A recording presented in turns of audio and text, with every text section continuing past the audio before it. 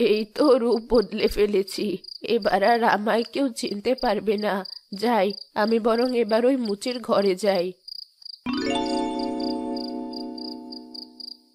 কে কোথায় আছো? বড় বিপদে পড়ে এসেছি। দরজাটা একটু খোলো।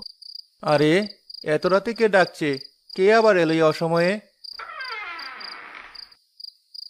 এ কি? কে আপনি? তাছাড়া এত রাতে আমার বাড়িতে আপনার কি কাজ? বড় বিপদে পড়ে এসেছি বাবা। পথ ভুলে আমি এখানে চলে এসেছি। আর দেখো না, মাঝপথে আমার জুতোটা কেমন ছিঁড়ে গেল।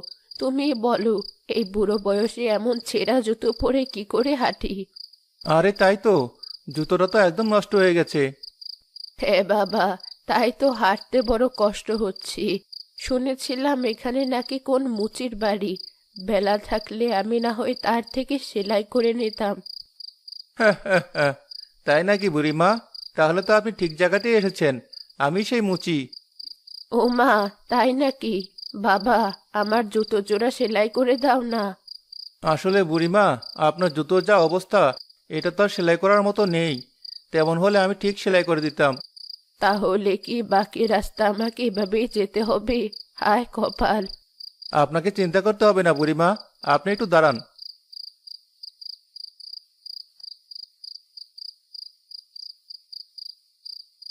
এই তো, এটা মনে হয় বুড়িমার পায়ে ঠিকঠাক হবে। যাই, এটাই বরং তাকে দেই।